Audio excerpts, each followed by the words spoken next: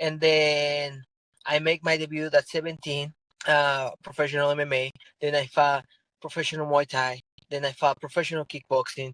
And then when I walked to the cage and I saw all the lights off, and you see the lights of the cell phones of people filming, and I step in the cage and I see the lights, and then my mom always go with me, and then she always has like his little like like little thing here that says coach, and I was just like, okay, mom, you already know what's going on. I'm gonna go there. If you see me, I'm getting tired, just yell at me, breathe. If you see I'm getting fucked up, just tell me to breathe or circle out. All right, ladies and gentlemen, thank you for your curiosity. With us today is the UNF two-time flyweight champ, the flyweight and super flyweight because it's 25 and 30.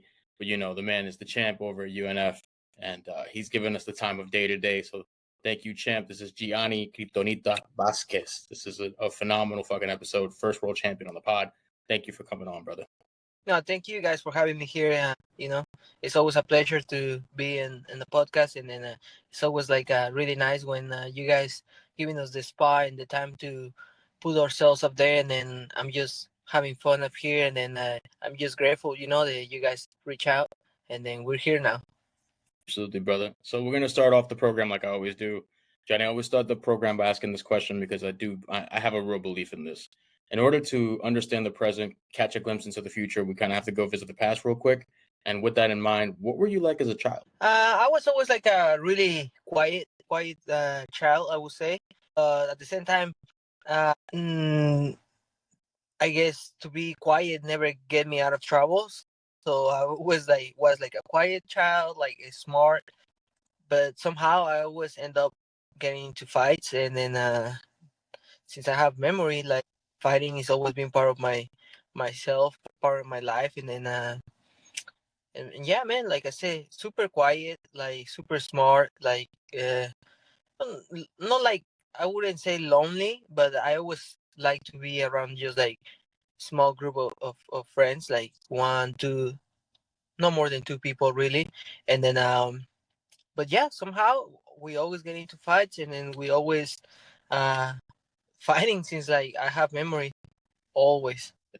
Well, I guess that's going to jump into my next question. What was your journey in martial arts like? Like, how did you actually start training? I would say I never say this. I believe I never mentioned it before, but like I believe when I was like around 8, 7, probably even younger though, probably like 6. My mom took us to like it was like a public karate uh school, in town. They have those like like government programs where they help out like people, and then you can go and learn some stuff, art, like music, like martial arts or some type of sport for free. So I believe my mom took me and my sister out there to learn some karate, and then it was cool, but it was just for like 2 months we went, and then like that's it. Like I didn't have any really like interest in karate. And then like I mentioned it before, I was getting into so many fights always, till when I turned 12. I met some guy at school, and he was a boxer. He comes from a family of boxers. His dad, his mom, his brothers, like his uncles, full family of boxers. And I met this guy, and then I started boxing at 12. And that was when my journey as martial arts starts. That's why I never mentioned the karate before, and I never really mentioned it because I didn't count that. But I really start boxing at 12, and then since then I never stopped. From boxing, I went 3 years of just boxing. Then after I went to kickboxing, and then MMA gym, and then that's when I kind of like start doing the grappling, a lot of like nogi, and then went to Muay Thai, and then a lot of bunch of stuff. But yeah, I started boxing at 12. Bro, that's intense, man. And I'm happy that you did go through it because now we have you here. But what was the aha moment? Like at one moment, are you going through all this training and then all of a sudden it kind of like it I've heard somebody say that it's almost like a pebble being like shot at you and it hits you in the side of the head and you have that aha moment and you're like, hey, I want to become an MMA fighter. For me, to be honest, like I said, I always was like really quiet, like um like as a kid I was always like stay in my line, going to school, and then I was really good at school and then all those stuff, but like somehow I was getting into fights. And then I remember they make the little circle, you know? They make always the little circle, and then we find in the middle of the circle, and then all the kids yelling your name and stuff like that. And I kind of remember that I really like that. And then I make my debut at 17, professional MMA. Then I fought professional Muay Thai. Then I fought professional kickboxing. And then it was till probably like 19 years old that I found like one promotion in Mexico City, GFL, and then that was like till today probably that's the biggest event that I ever fought. It was like around 5,000 people in that event in Mexico. And I remember I was getting ready. I really like to fight and all that stuff. I was already doing professional MMA. And then when I walked to the cage and I saw all the lights off, and you see the lights of the cell phones of people filming. And I step in the cage and I see the lights of the production in the cage. I start running around the cage, to fill it out. And I look to everybody just was waiting for me to fight. And then like I saw the eyes of the people were really into it because MMA fans in Mexico they get crazy. So they were like super excited, and I was like stopped in my corner. I was like looking at everybody. I was like, man, it's like 5,000 people here, and they just waiting for me. They just waiting for me to do this. I'm like, fuck yeah! I think I want to do this for my whole life. I was already in college, study law school, but that was the moment when I was like something hit me, and I was like, you know what? Like fuck the school, man. Like this shit is like it's a thing that you never feel before, and then nothing else is gonna give it to me this feeling. So I was like, man, I'm gonna become an MMA fighter because like this is what got my heart. Yeah, I get it. When the passion hits, it's out of this world. For when you find your passion, that's the thing that I've been told. When you find your passion, it does become that way. And you have a 10-year MMA career, brother. You've been fighting for a minute, and you started at 17. I think I would have shit myself if they would have told me to fight for the first time at 17. But can you recall that debut at LCS 5? I believe is what it was called. You won a UD versus Carlos Apodaca. Do you recall that fight and what that moment was like for you? Actually, that wasn't my debut. My debut was a year before that. But the thing is that, like, like I'm from Mexico. That was like almost 13 years ago. And then the thing is that, like, topology wasn't really a thing back then in Mexico, at least. So my pro debut is not in topology. But I remember that day, like I was like 17 years old, a kid fighting in like a little local, uh, like a party place. It was like a fair of like the little town in Tizayuca, like a little fair in the town. And then there was like one guy that I know. He threw the event. He's like, we're gonna do a MMA fight. He just rent some chairs. He rent a ring because it was in a ring. And then man, I remember I bought some like a surfing shorts. I bought some shorts. I went to put someone like like my name on it, and that was it. We went up there and do the weigh-ins and everything. And I remember, uh, I probably at 17 I was weighing like 125 because I was really short in the small. And then my opponent didn't show up, and then the promoter, uh, he's like, "Hey, Gianni, I have like a sad news. Like your opponent didn't show up, but it's another guy. His name is Enrique. I was 17. The guy was like 38, 36. He's like, but this is Enrique, bro. And then like his opponent didn't show up too, so you guys can make it work. I'm like, man, like I'm a 120 fighter. He's like 140 fighter, 150 fighter. Like how that works? And he's like, man, look at you're taller, he's shorter. So it's kind of even, like it's kind of like okay, you're lighter, but you're taller, so you can keep it away. You know how promoters are, they always try to like give you the confidence because they always try to make the show keep going. And I was like, you know what? Fuck it. He's like, and plus, look at if you do good in the night, I'm gonna pay you like 1,500 pesos, which is like $75. And at 17, man, that was a lot. I was like, fuck yeah, okay, I'm down. So I remember like I say yes, and then my mom was there, my couple of my cousins, and then yeah, like pretty much I had my mom as a corner, and then I went up there. I started fighting first round. Like, bro, I never got hit before like that hard in my life. So he hit me so hard, like my mouth started bleeding, my nose. Second round, it start, and then thank God I have a good chin. So the guy was getting hitting me, and then he put me in the corner. He take me down, and then start ground and pound, and then I was smart enough to like secure the armbar belly down, and then I submit the guy. So I won my debut by submission belly down, armbar belly down in the second round, and then that was it. Like $70, $75. Like I was feeling like having the world in my hands, and then it was beautiful moment. It was beautiful moment, and then from there I have to wait a little bit more and kind of try to think about more serious about the sport, and then that's when I fought Carlos Apodaca, and then yeah, man, the rest is history. Now we're here in California, living the life, having two belts under my name.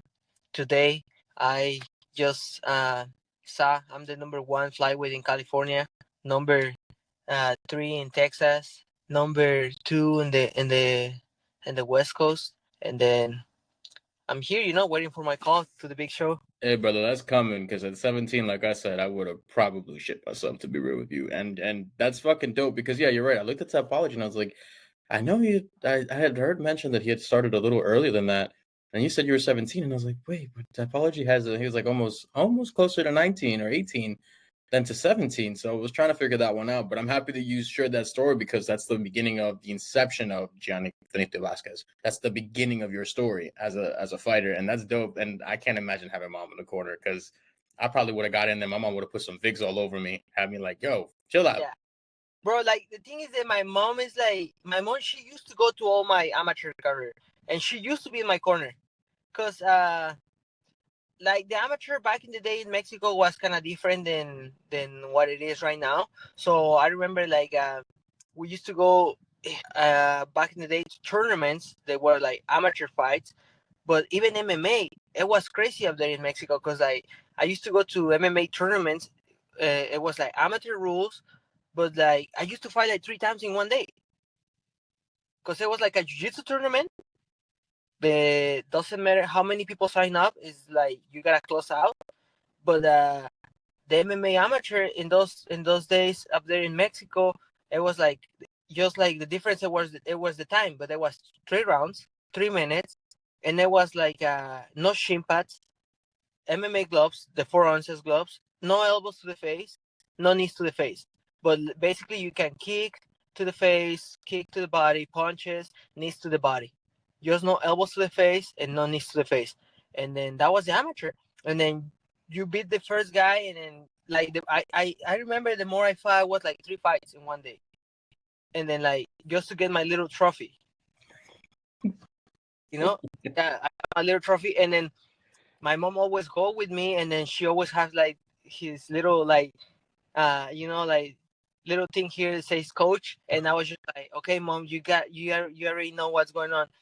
I'm gonna go there. If you see me I'm getting tired, just yell at me, breathe. If you see I'm getting fucked up, just tell me to breathe or circle out. And then if you see I punch the guy and I hurt him, just tell me to keep going. And she's like, okay. And then yeah, she was my corner for like 15 amateur fights. And then when I start fighting pro, she always goes ringside and then always watching fight. And then today she can't come to the US yet because she don't has visa, but she always see my fights. And after the fight, I call her. And then the next day after my fight, we call again. And then she always now understand a lot the sport for sure.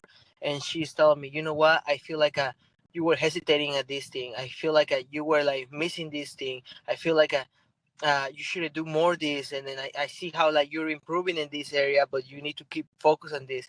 And I like it though. Like I really like it. She really loves the I'm a fighter. She really liked the I fought, and then and she support me a lot.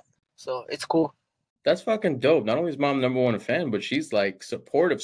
She goes over the fights with you. That's fucking amazing, brother. You know, that's what it should be like. And it's not always, unfortunately, but it's so cool that you got that with your mom. But I was going over your career. Dude, you have so much experience. It's like scary to see how good you are and all the shit that you've done. Because you've competed for multiple promotions. You went from Jasaji Fight League, King of the Cage, CCW, LFA, Lux, which is in Mexico. And if anyone has UFC Fight Pass, you should watch Lux events. Don't miss them. They're hype as fuck and they're amazing fights. Combate Global, and now UNF, where you're the two-time champ. What have you learned as far as the business side of this? Because obviously, you know, moving from Mexico to California, then you've probably learned the business through time. But working with all these promotions, what have you learned as far as the business aspect of MMA? I would say that like it's been a journey for me. I've been enjoying it. I always gonna be grateful with every single promotion. They give me the opportunity to put myself up there and then like put the eyes of her fans on myself, and it's been good, you know. All the promotions they do a pretty good job. Some promotions have like little issues, um, uh, but that's it's gonna be the same with everything, you know. It's like, I mean, I've never been fighting the UFC yet. I will be this year for sure, but I have teammates up there, and they sometimes have tell me some things that happen, and then it's a little issue. So like, shit happens in all the levels and all the aspects, but I'm just being grateful with all the promotions I've been fighting, and then it's been a good experience for me, you know. I feel like the best thing I take out of like fighting in different promotions is that like I've been facing all type of levels. Some fighters, they just stay in one promotion and they just keep fighting the same people, and then like, you know, like they don't fight against the best. There's no disrespect to all my friends, and then my people from Latin America, Mexico, stuff like that. But like, I went out of my country, and then Mexico, Latin America, we have one of the best strikers in the world. You know, we have like super, like, our culture is about fighting, and then we always really good strikers.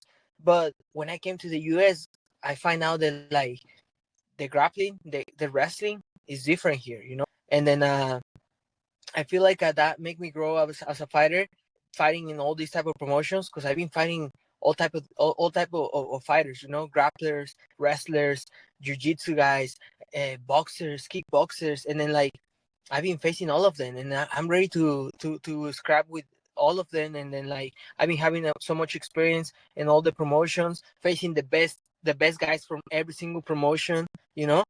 And that's good for me. It helps me a lot, and then it makes me grow up, and then that's how uh I am who I am, you know, because of that. Yeah, the experience factor makes a huge difference in your understanding that even throughout all these levels that you've gone through, like, hey, shit just happens. You just kind of have to roll with it. I did want to look up this one because I was curious. I have never seen you state it. Maybe I just didn't find the right clips, but I was looking through some of your older interviews. When and where did you get the nickname Kriptonita? Like, where did that come from? Uh the Kryptonita nickname is one of my good friends. I actually call my brother. His name is Salvador. He's from Mexico. He was, and he is my teammate and from my Muay Thai gym back home in Mexico.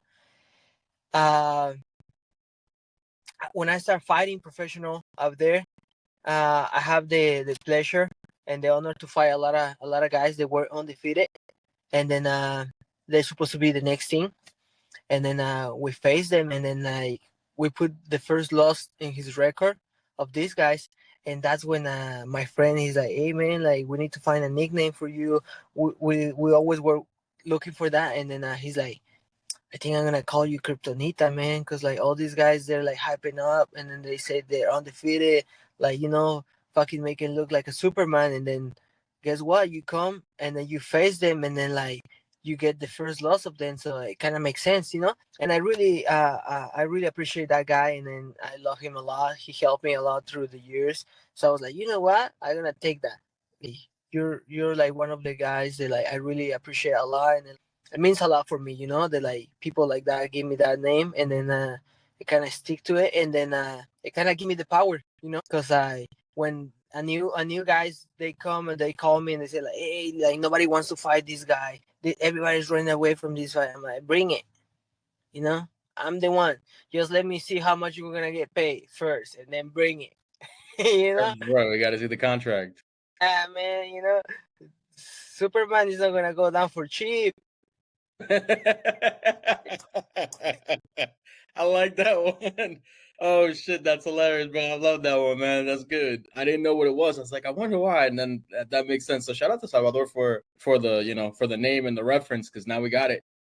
This one I don't want to go over too long. Can we talk about Fury? That promotion, for those who are new to your career, we had that very scary triangle into an armbar. And I know you spoke about it on MMA Junkie. You know, it was scary, dude. I rewatched it recently and I was like, my God, my heart was like going for it. But I don't want to get too deep into details because I don't want to trigger you or have you like stressed out about it. But can you kind of recall what that moment was like, and then like maybe what you think you could have done a little differently at that time? To be honest, man, I everything take like a champ, and then that was a good thing that happened to my life. On the way of my career, you know, because that took my career to the next level. It showed me that like I'm stronger than what people think. I'm stronger than what I was thinking. It showed me that what I'm capable. You know, like coming from an injury like that, take the belt, take the next fight, and then take a guy that was in the UFC and the Ultimate Fighting with Conor McGregor, has a lot of hype, and then just defend my belt against him, and then like make it look like first round was competitive, but second and third, to be honest, I was just doing whatever I want. I was having so much fun up there.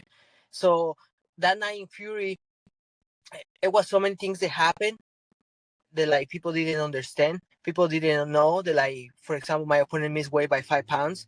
Like he didn't even try to make weight. He showed up uh, early at the way, and then he just like, you know what, I don't want to make weight. That's it. Like if the fight doesn't happen, it's because of you. And then of course you're having on the other side, knowing that Sean Shelby was about to be there.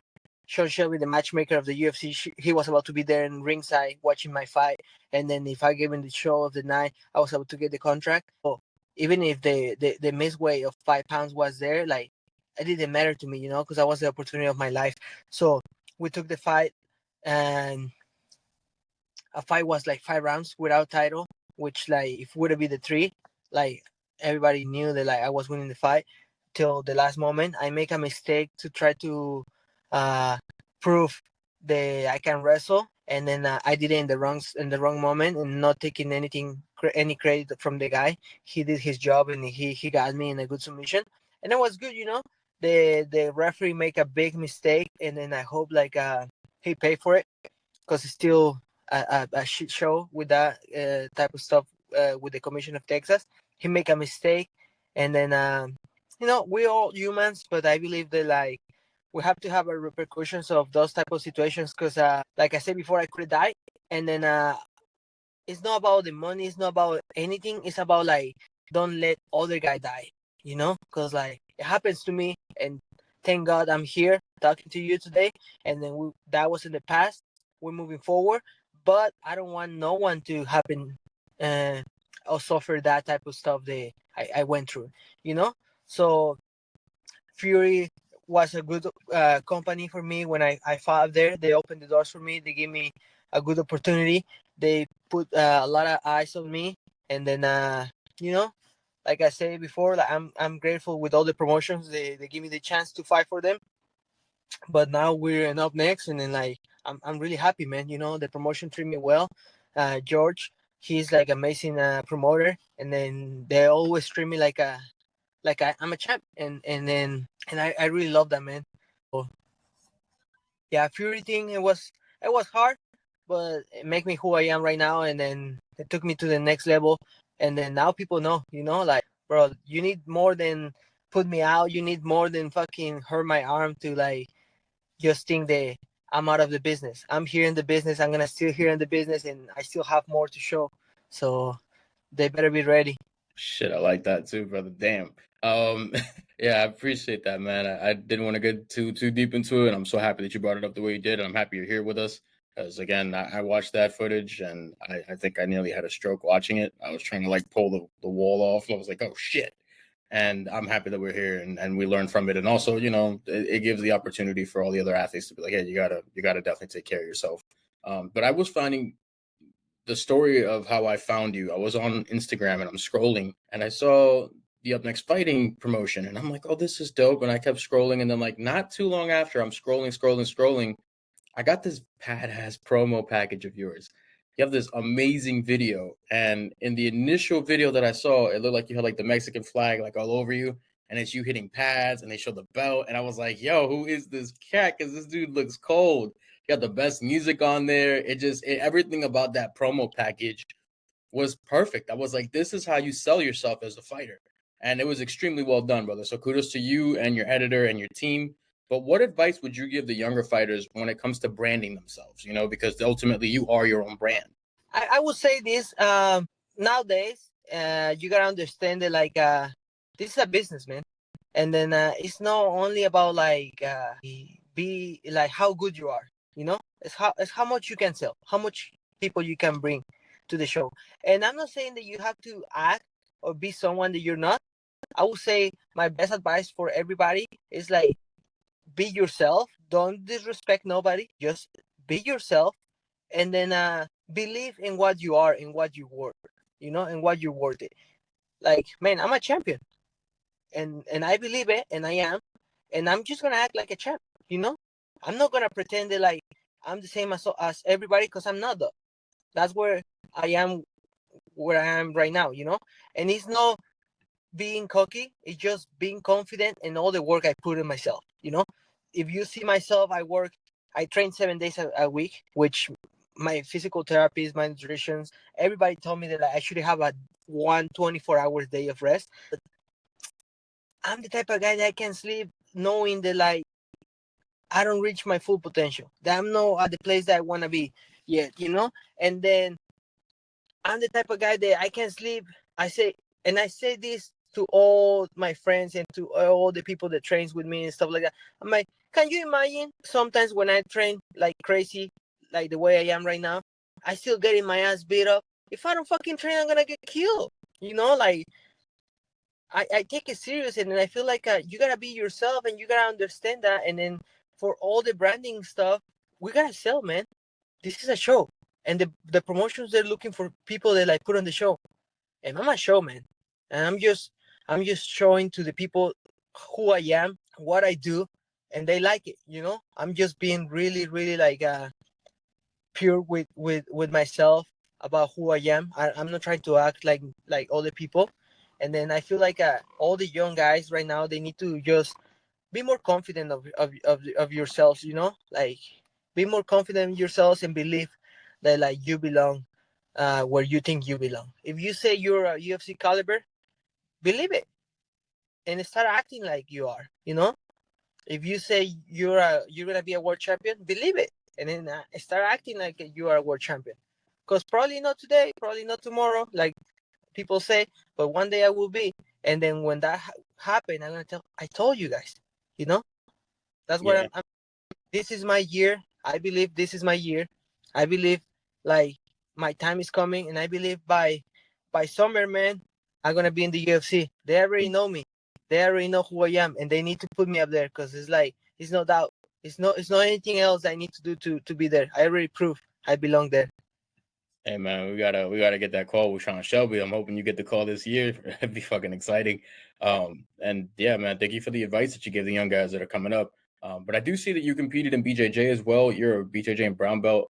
It says under checkmat, according to Smooth Comp. But you competed in ADCC Open, one of the open tournaments that they had. Will we be seeing you compete more in jiu-jitsu moving forward?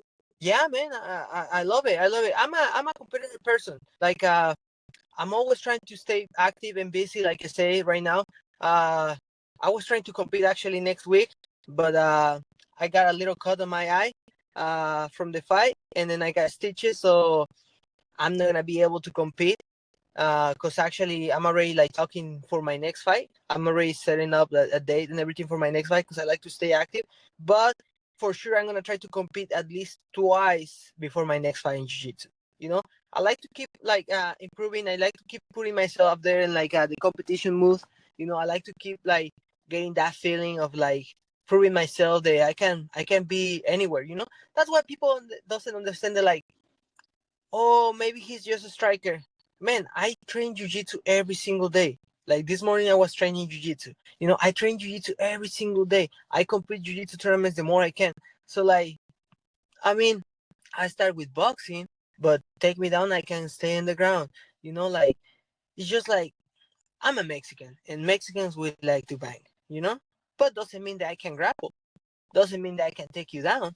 So for sure, I'm gonna be competing more in jiu-jitsu. Probably I was checking on some like beach wrestling tournaments. There's gonna coming up here around the area. I never competed in wrestling, and then beach tournament sounds like pretty fun. Doing some wrestling on the beach. So I kind of like that. But for sure, I'm gonna try to compete more in jiu-jitsu in the next month. Wow. Damn, brother, you really got that spirit to continue to compete at that level, because that shit is really stressful. With the ADCC being the Olympics of Jiu-Jitsu, what was it like to do that rule set? Just because every rule set is different, but what was that rule set like for you, at least? I really like it, man. To be honest, I was really good. I was kind of upset that like I lost by referee's decision in the final, but to be honest, like all my teammates and then friends that I know that they compete a lot in that rule set, they say that I should have won that one, but like I said, we never complain about anything. My job is not be a referee. Job is not be a judge. I should have finished the guy just to like don't let that in the hands of the referees. But I really like the rule set because force people to engage more the the match. Like I really like the like it's a lot of like wrestling base, and then I feel comfortable. Like I say, I really like to wrestle. I really can wrestle now. I can really do a good scrap on the wrestling department. And then as a jiu-jitsu guy, it's funny because I'm always hunting for the submission. I fucking hate to like play by points. You gotta know the game you're playing, and you gotta play the game you are in. Every single tournament in jiu-jitsu, I think I've been competing since white belt till right now that I'm a brown belt.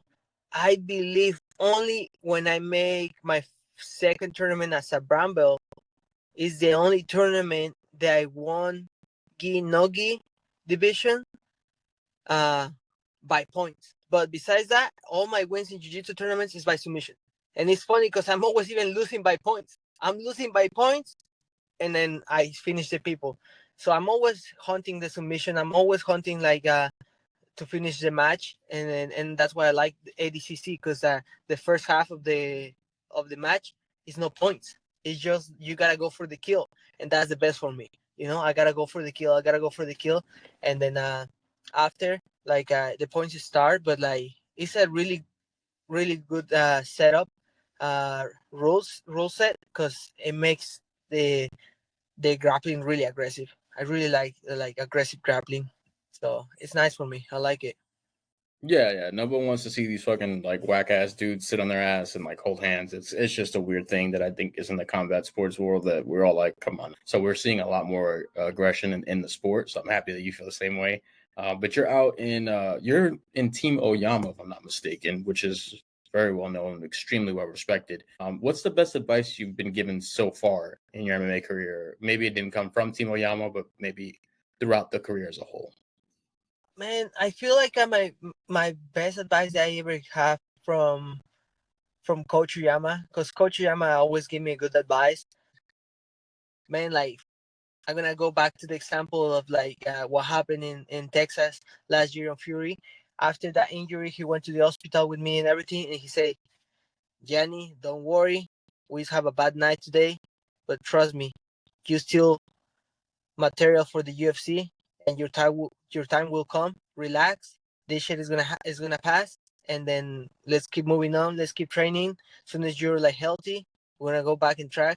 Just believe it."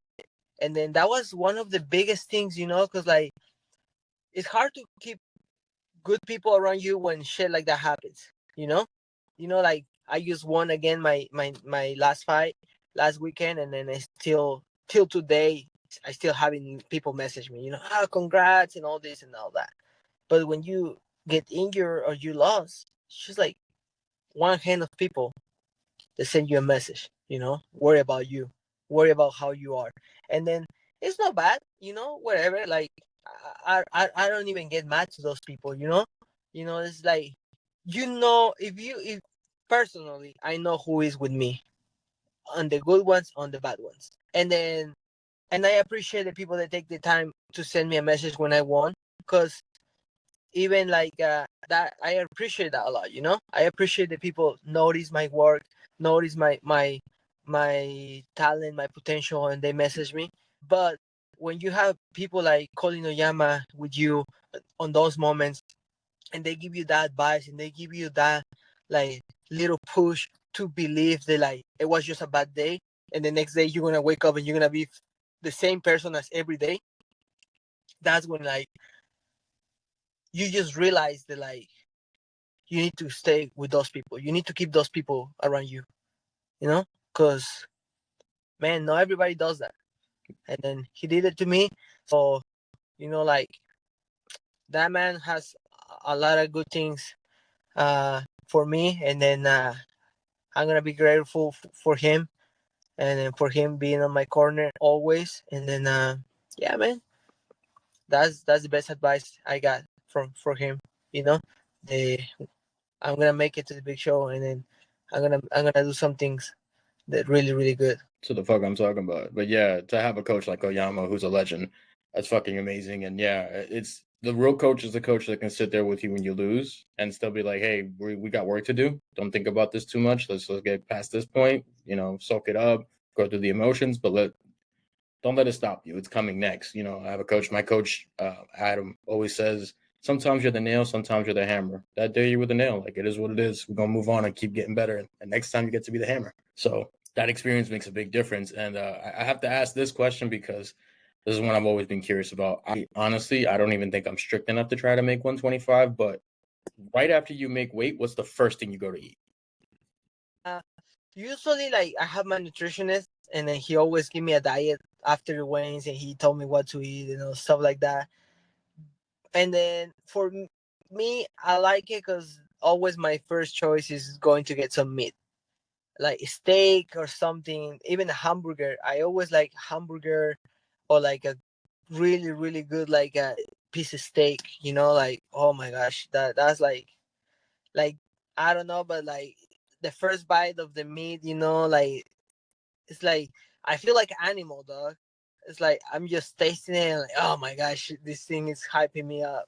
So a good steak always after the weigh-ins is like really good for me.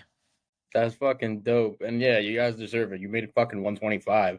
I'm sorry. I just can't imagine what that weight cut feels like. I would be probably crying my eyes out and not knowing what to do. But now that we've talked about that, and I love and respect how disciplined you are, because most fighters are like, a cheeseburger, I'm having pizza, I'm going to Wendy's. Like, I have one guy tell me he goes straight to Denny's or IHOP and goes straight to it and just eats nothing but that, like 4 or 5 plates of it right in between, the fight and the actual weigh-in. He doesn't go too ham into the morning, but he slams a bunch of food at night because he's like, the craziest thing I do, the people always is like, oh shit, you're crazy. Is like I always eat donuts or like a cake, because I love donuts or cake, and I always have donuts. Even at the weigh-ins, I came with my donuts. Boom, I step in the scale, make way. I got my donut or my cake, and I eat one, and I chill. That little sugar carbs. Oh, I love it, man. And it's just like I'm super used to it, to like to that type of like eating and training, that like you even gonna see me, and I even get cut one time or two times, like in the backstage right before my fight, eating donuts, like oh man. that's right before the fight, because like Okay. I love donuts so much. So then in the donut conversation, are you a Krispy Kreme guy or a Dunkin' Donuts guy? Look, we have a donut place here in California called Randy's Donuts. I don't know if you ever try it, but Randy's Donuts, man, one of the best like donuts ever you can try. Like literally, when I tried Randy's Donuts, man, I fall in love. They like, I'm just gonna say this, I feel like a traitor, but yesterday I was at the airport in San Antonio, and then I have to buy a Dunkin' Donuts, because I was there. I was like, I saw the Dunkin' Donuts. I'm like, let's. What can go wrong with the donut? And I eat it. I eat 2 donuts, and I was like, man, why the fuck I did this?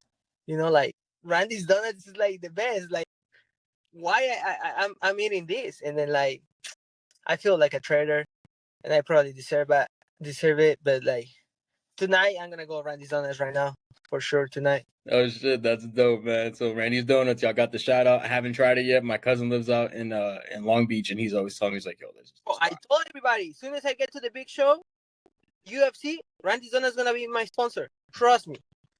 That's shit. I hope so. They should. The gold card, Randy's Donuts. Whatever Randy's Donuts I show up, show the card, get some donuts. Man, telling you, Randy's Donuts, I'm coming for you too. Oh man, the UFC and Randy's Donuts. That's gonna be quite the mesh, brother. You're gonna be selling out left and right. Might even have your own flavor at some point. But looking at your career so far, you're now with Iridium, which is one of the top agencies in MMA. What benefits do you feel you're getting from having Iridium in your corner? Because I know a few of their fighters, they seem to be a wonderful business to work with.